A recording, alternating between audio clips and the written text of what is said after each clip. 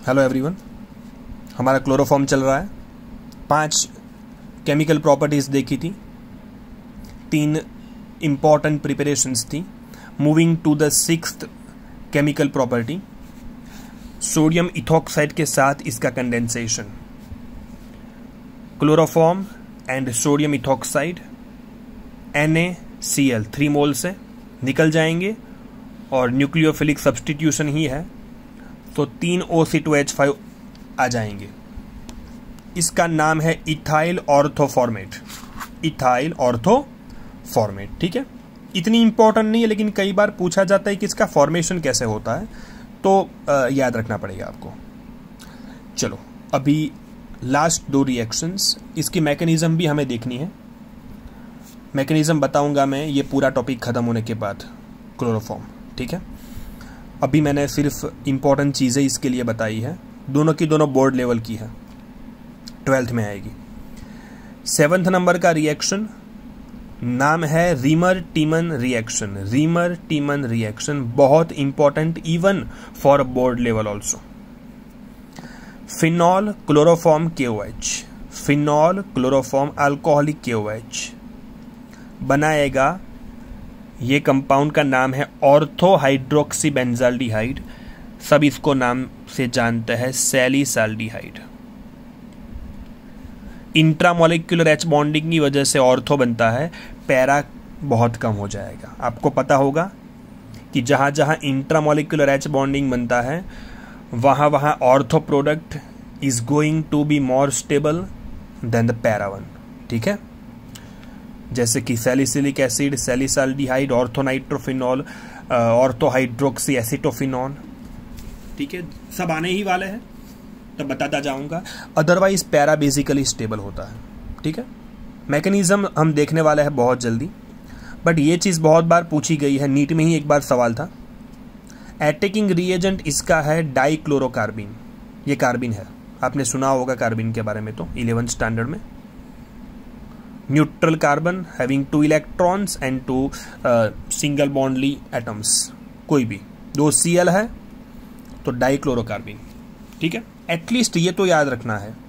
जो मैकेनिज्म बताऊंगा वो याद हो या ना हो चलेगा, बट एटलीस्ट आपको याद रखना है कि अटैकिंग रिएजेंट कौन था। ये सेम अटैकिंग रिएजेंट यहां पर भी है, देखो, क्योंकि दोनों में क्लोरोफॉर्म KOH है जो रिएक्शन को इनिशिएट करने वाला है, ठीक है। 8 नंबर का प्रिपरेशन और आखिरी कार्बाइल अमाइन या फिर आइसोसाइनाइड। नोमेनक्लेचर में आपको पता है कि आइसोसाइनाइड ही का नाम कार्बाइल अमाइन होता है, NC। इसको आइसोसाइनाइड भी बोलते हैं और इसका सफिक्स कार्बाइल अमाइन होता है। ये एक टेस्ट भी है। अब आप सोचोगे सर टेस्ट क्या है, तो आई एम टेलिंग यू, जब भी मैं किसी के पीछे टेस्ट लिखूं तो समझो कि उसका कुछ ना कुछ ऑब्जर्वेशन होता है विजिबल। कोई स्मेल आएगी, कुछ कलर होगा, प्रेसिपिटेट बनाएगा, कुछ भी। That means if you are doing that reaction into the lab, तो आपको पता चलेगा कि कुछ बना है, नहीं तो उसको रिएक्शन बोलेंगे। टेस्ट का मतलब होता है there must be some visible observation, कुछ ना कुछ पता चलेगा, स्मेल से, कलर से, पीपीटी से, एनीथिंग। गॉट इट ना। चलो देखो, पहले ये देख लेते हैं। कार्बाइल अमाइन जब भी आपके सामने आए तो ये चीज़ें तो पता होनी चाहिए। कुछ होता है ना, टैगलाइन हमेशा याद रखो, तो ये चीज़ें है कि कार्बाइल अमाइन तो पहले कौन देता है? ओनली प्राइमरी अमाइंस, एरोमेटिक या एलिफेटिक। इसका attacking reagent dichlorocarbene. Observation unpleasant order of isocyanide, offence order, मतलब जो पसंद ना आए ऐसी स्मेल आती है जब रिएक्शन होगी तो। आई मीन अगर मैं आपको 2 टेस्ट ट्यूब के अंदर अमाइन दे दूं, एक के अंदर प्राइमरी है, दूसरे के अंदर सेकेंडरी है, आपको पता नहीं है कि कौन से में प्राइमरी है, कौन से में सेकेंडरी है। आप दोनों में क्लोरोफॉर्म KOH ऐड करते हो, जिसमें से अनप्लेजेंट ऑर्डर आपको आए, समझो कि वो टेस्ट ट्यूब के अंदर कौन था? प्राइमरी अमाइन था। So this is how we can distinguish. दोनों को अलग करने के लिए हम इसका यूज कर सकते हैं टेस्ट का। प्राइमरी अमाइन क्लोरोफॉर्म KOH बनाएगा आइसोसाइनाइड, बाई प्रोडक्ट सेम है दोनों में, KCl और वाटर, ठीक है। चलो, हैलोफॉर्म के अंदर क्लोरोफॉर्म के बाद एक आयोडोफॉर्म है जो टेस्ट है, हेलोफॉर्म रिएक्शन है लेकिन आयोडोफॉर्म टेस्ट है। समझ में आया? मैंने लिखा है वेरी वेरी इंपॉर्टेंट। मेरे स्टेटमेंट के ऊपर गौर करो। ऑर्गेनिक केमिस्ट्री में जो देखने वाले हैं 12th स्टैंडर्ड के जितने भी चैप्टर्स, उसमें टॉप मोस्ट इंपॉर्टेंट रिएक्शन है ये। गलती से भी कोई कभी भी पूछ लेना और भूल गए ना तो सत्यानाश हो जाएगा हमारा। हर चैप्टर में आएगा। सबसे इंपॉर्टेंट मैं इसको टॉप पे रखता हूं, the most important reaction iodoform reaction. Chloroform या ब्रोमोफॉर्म होगा तो रिएक्शन है, बट आयोडोफॉर्म टेस्ट है। क्योंकि आयोडोफॉर्म अगर बनेगा तो टेस्ट का मतलब क्या होता है, वो ऑब्जर्वेशन देगा। ठीक है, लेकिन रिएक्शन तो सब देंगे। इसके बारे में सब कुछ याद रखना है। मैंने पूरा पेज इसी के लिए बनाया है। कौन देता है? तो COCH3। ये तीन में से कोई एक डिजाइन होनी चाहिए। इसको टर्मिनल कीटोन बोलते हैं या तो मिथाइल कीटोन्स बोलते हैं। मिथाइल कीटोन COCH3 कंपलसरी होना चाहिए। टर्मिनल सेकेंडरी अल्कोहल या टर्मिनल 2 डिग्री अल्कोहल। ठीक है, मिथाइल सेकेंडरी अल्कोहल बोल सकते हो। और इथेनॉल। आपको एक चीज बताऊं, एक्चुअली देता ही एक ही है। आप सोचोगे सर आपने ये क्यों लिखा है? मैंने आपका काम आसान कर दिया। ये तीन में से कोई भी डिजाइन दिखे तो वो देगा नहीं। ये तीन के अलावा ये तीन में से कोई भी डिजाइन आए तो पक्का देने वाला है। ये दो एक्चुअली पहले इसमें कन्वर्ट होता है और फिर ये चालू करता है। तो क्यों ना हमने ये भी लिख दिए ताकि आप कुछ कंफ्यूजन के अंदर ना रहो। रिएजेंट, इनके साथ जो रिएक्शन करेगा रिएजेंट, बेस और हेलोजन। देखो मैं बोल रहा हूं, सुनना, मैं NaOH नहीं बोल रहा हूं, क्योंकि वो लोग अगर Na2CO3 देंगे ना तो आप वापस सोचोगे। NaOH और Na2CO3 एक्वियस दोनों बेस होता है। KOH K2CO3 चलेगा एक्वियस। सो बेस और हेलोजन। अब कई बार ये ना देकर, सुनना, ये दोनों रिएक्शन करके NaOX Cl2 होगा तो Cl, Br2 होगा तो Br, I2 होगा तो I, NaOI बनाएगा। कई बार Na+ ना देकर वो सिर्फ, अच्छा ये भी दे सकते हैं जो मैंने बोल दिया। कई बार वो लोग Na ना देकर सिर्फ OX- B लिखे, उनके देने के तरीके लिख रहा हूं मैं। कई बार वो लोग हाइपोहैलाइड, जो इसका नाम है, हाइपोक्लोराइट, हाइपोब्रोमाइट, हाइपोआयोडाइट भी लिख सकते हैं। तो दिमाग के दरवाजे खुले रखो। ठीक है, रेडीमेड सब कुछ नहीं दिया जाता। बोर्ड लेवल है तो बात अलग है, वो लोग यही देने वाले हैं। बट एंट्रेंस लेवल के लिए we have to be ready with each and every doors, कि कोई भी डोर हमें खोलना पड़े। ठीक है, चलो। पता कब चलेगा? आयोडोफॉर्म में पता चलेगा, क्योंकि वो टेस्ट है, लिखा भी है। येलो कलर के प्रेसिपिटेट CHI3 के।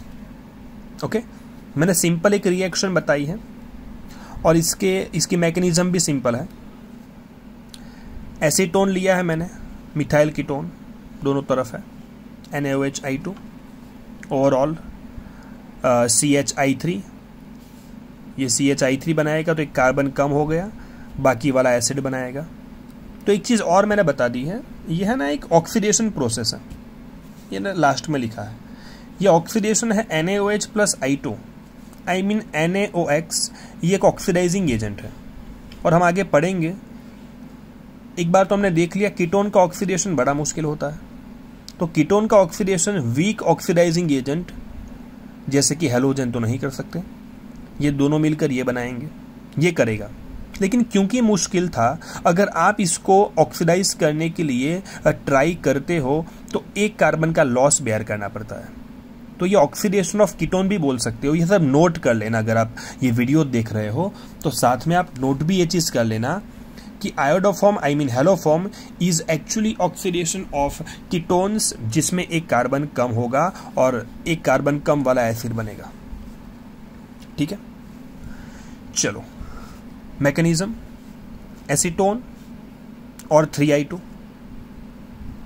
3 मोल्स I2, 3H निकल के 3I, that is substitution, free radical substitution. ये क्लोरोफॉर्म की प्रिपरेशन में आ चुका है, वहां पर क्लोरीन था। ये जो बना ट्राई आयोडो एसीटोन इसकी ट्रीटमेंट बेस के साथ OH माइनस अटैक करेगा और Ci3 माइनस निकलेगा। न्यूक्लियोफिलिक सब्स्टिट्यूशन, Ci3 माइनस बड़ा है, स्टेबल है और वीक बेस है, तो अच्छा लिविंग ग्रुप भी है, तो ये निकल के ये प्लस ये माइनस, ये प्लस ये माइनस बन जाएगा एसिड और Ci3 माइनस के साथ Na+ जुड़ जाएगा। आप सबको पता है कि कार्बोक्सिलिक एसिड ऑर्गेनिक में स्ट्रॉन्ग एसिड है और स्ट्रॉन्ग एसिड अपने पास H+ नहीं रखा करते, तो प्रोटॉन का ट्रांसफर कर देना है from strong acid to weak acid, क्योंकि स्ट्रॉन्ग एसिड H वही होता है स्ट्रॉन्ग एसिड जो अपने पास H को ना रखे, तो ये इसको दे देगा और ये Na यहाँ पर ट्रांसफर हो जाएगा, बन गया। लिखा है मैंने, it's an oxidation process in which there is loss of 1 carbon, oxidising agent hypohalite. एक और पॉलीहेलोजन कंपाउंड है BHC, इसका दूसरा नाम गामाक्सीन लिंडेन है। BHC इज बेंजीन हेक्साक्लोराइड, जो एक्चुअली गलत नाम है, इसका नाम एक्चुअली है 1 2 3 4 5 6 हेक्साक्लोरोसाइक्लोहेक्सेन, जो एक पेस्टिसाइड है, इंसेक्टिसाइड भी है। बेंजीन का अगर क्लोरीनेशन लाइट की प्रेजेंस में किया जाए तो फ्री रेडिकल एडिशन होके यह बन जाता है, ठीक है, इतना इंपॉर्टेंट नहीं है ये, ओके। कुछ फ्रीऑन्स के बारे में इंफॉर्मेशन टेक्स्ट बुक लेवल की है जो आपको पढ़ लेनी है। समझ में आ गया आपको? अगला जो वीडियो आपके सामने आएगा वो वीडियो होगा मैकेनिज्म ऑफ पहले रिमर्टिमन और उसके बाद होगा कार्बाइल अमाइन, ठीक है। Thank you.